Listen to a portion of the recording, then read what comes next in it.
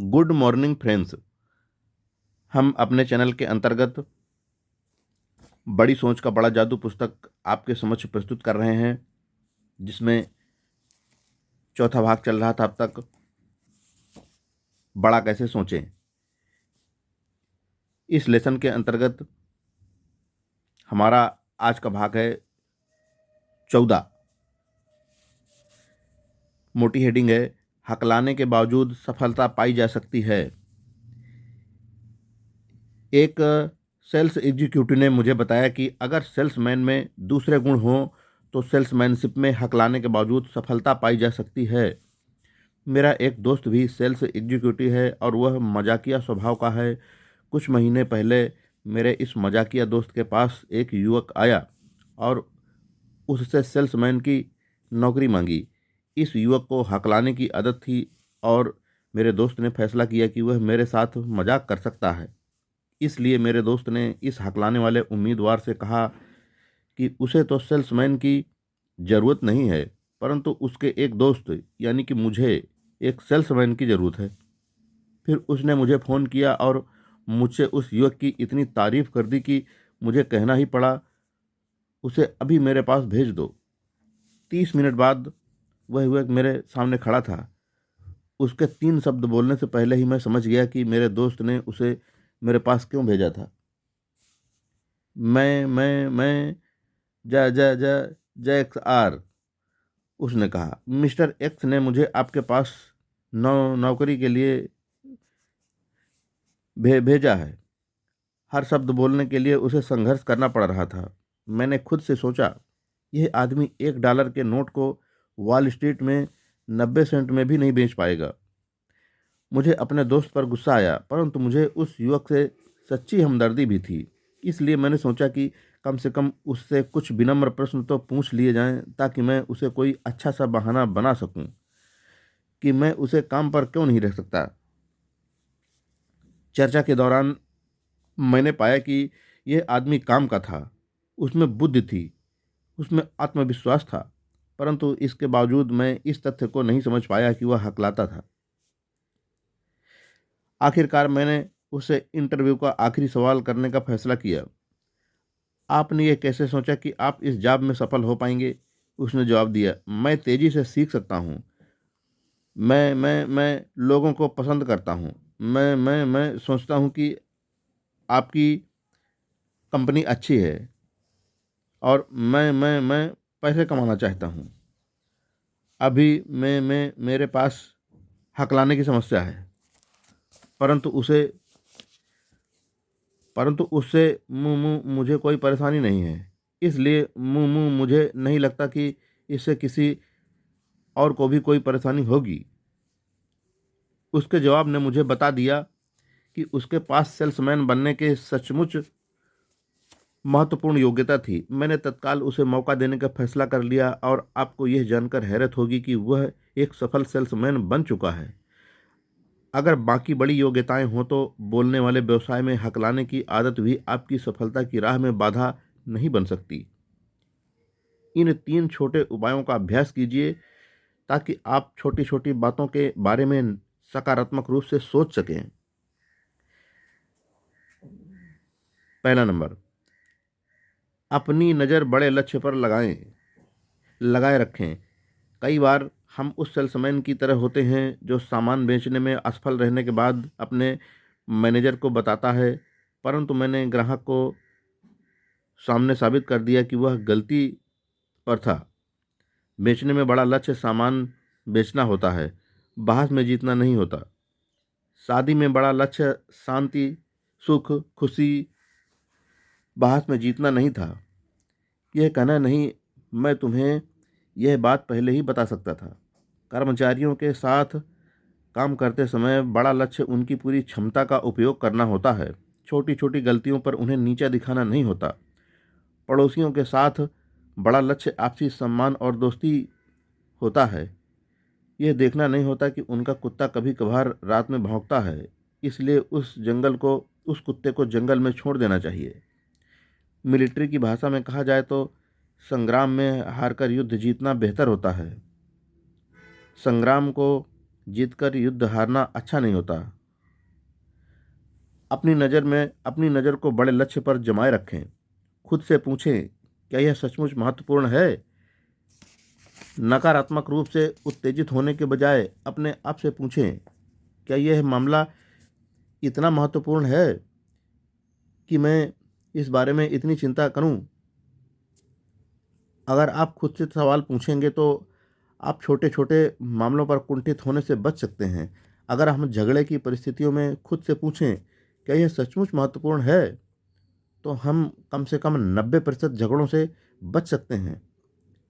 तीसरा नंबर, छोटेपन के जाल में न फंसें। भाषण देते समय समस्याएं पैदा करने के बजाय समस्याएं सुलझाएं। कर्मचारियों को सलाह देते समय उन्हीं बातों पर ध्यान केंद्रित करें जो महत्वपूर्ण हैं, जिनसे फर्क पड़ता है। सतही मुद्दों में उलझकर न रह जाएं। महत्वपूर्ण चीज़ों पर ध्यान केंद्रित करें। अपने सोच का आकार नापने के लिए यह टेस्ट दें। नीचे बाएं कॉलम में कुछ आम स्थितियां दी गई हैं। बीच वाले और दाहिने कॉलम में यह तुलना की गई है कि इसी स्थिति का सामना छोटे चिंतक और बड़े चिंतक की तरह करते हैं। खुद ही देख लें, फिर फैसला करें कि जहां मैं जाना चाहता हूं वहां मैं किस रास्ते पर चलकर पहुंच सकता हूं, छोटे चिंतन से या बड़े चिंतन से। एक ही परिस्थिति का सामना दो तरीकों से किया जा सकता है, फैसला आपके हाथ में है। अब ये मित्रों कॉलम दिया गया है, 3 भागों में बांटकर कॉलम दिया गया है। पहले में परिस्थिति, दूसरे में छोटे चिंतक की शैली, तीसरे में बड़े चिंतक की शैली।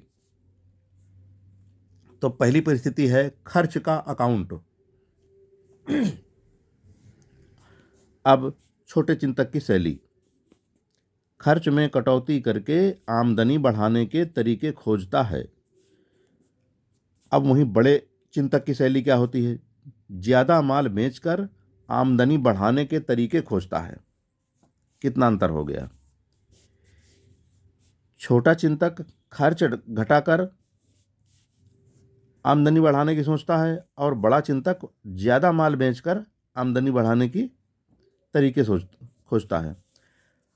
अब परिस्थिति आ गई चर्चा। छोटे चिंतक की शैली क्या होगी? अपने दोस्तों, अर्थव्यवस्था, अपनी कंपनी, प्रतियोगी कंपनियों के नकारात्मक पहलुओं के बारे में बात करता है। अब बड़े चिंतक की शैली क्या होगी? अपने दोस्तों, कंपनी, प्रतियोगी कंपनियों के सकारात्मक पहलुओं के बारे में बात करता है।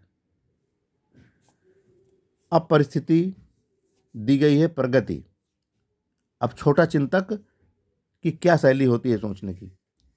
छटनी करने या यथास्थिति बनाए रखने में विश्वास करता है। बड़ा चिंतक की शैली क्या होती है? विस्तार में विश्वास करता है। अब परिस्थिति आ गई भविष्य के बारे में। तो छोटे चिंतक की क्या शैली होती है? भविष्य में ज़्यादा संभावना नहीं देखता। वहीं बड़ा चिंतक बहुत उज्जवल भविष्य देखता है। अब अगली स्थिति है काम। छोटे चिंतक की शैली क्या होती है? काम से बचने के तरीके खोजता है। वहीं पे बड़े चिंतक की शैली क्या होती है? ज़्यादा काम और काम करने के ज़्यादा असरदार तरीके खोजता है, खासकर दूसरों की मदद करने के। बड़े ध्यान से समझिए मित्रों, कोई भी काम के बारे में है तो छोटे चिंतक की शैली होती है काम से बचने के तरीके, यानी बहाने ढूंढता है कि इस काम को हम कम करें, बहाने ज़्यादा बनाएं कि हम क्यों नहीं करें, क्यों नहीं कर पाए। और वहीं पर बड़े चिंतक की शैली होती है कि ज़्यादा काम हो जाए और उसके तरीके खोजता है कि ज़्यादा काम कैसे किया जा सकता है और असरदार तरीके से कैसे हो सकता है, खासकर दूसरों की मदद करने के। अब अगली परिस्थिति आ गई प्रतियोगिता। तो छोटे चिंतक की शैली होती है औसत लोगों के साथ प्रतियोगिता करता है। वहीं पर बड़ा चिंतक क्या करता है? सर्वश्रेष्ठ लोगों के साथ प्रतियोगिता करता है। बजट की समस्याएं। अगली परिस्थिति है बजट की समस्याएं। तो छोटे चिंतक की शैली आवश्यक मदों में कटौती करके पैसे बचाने के तरीके खोजता है। वहीं पे बड़े चिंतक की शैली आमदनी बढ़ाने के तरीके खोजता है और आवश्यक के मदों में ज़्यादा खर्च करता है। अब आ गई परिस्थिति लक्ष्य।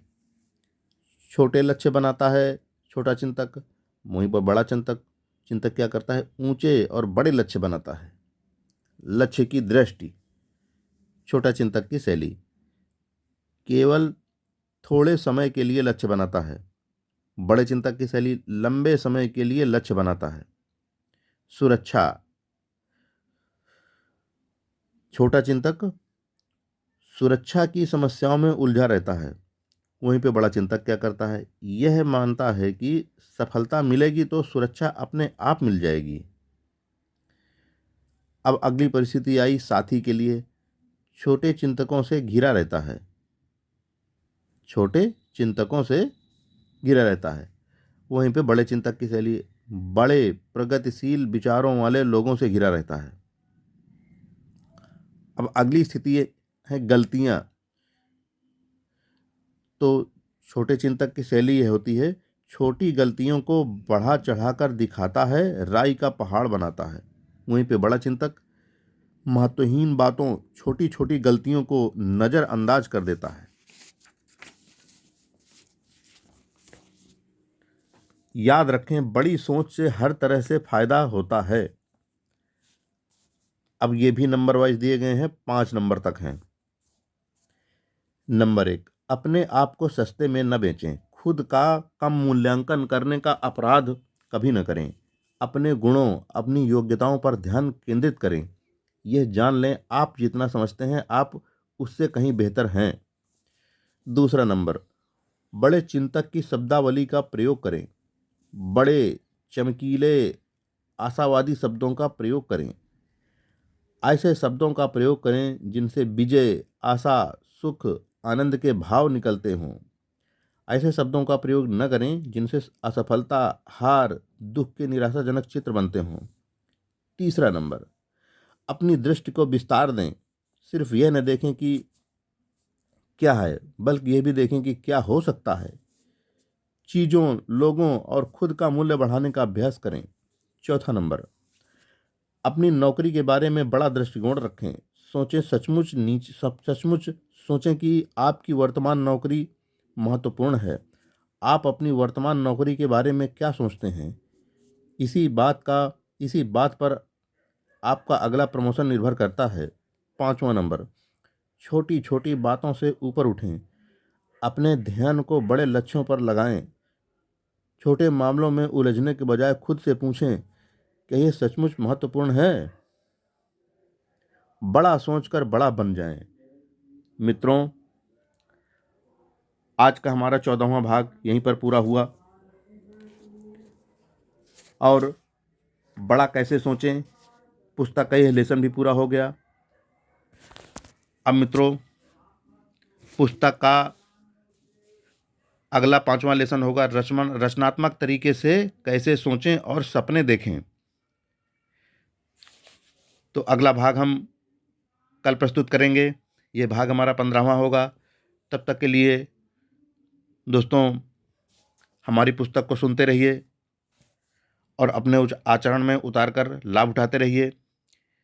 जय हिंद फ्रेंड्स।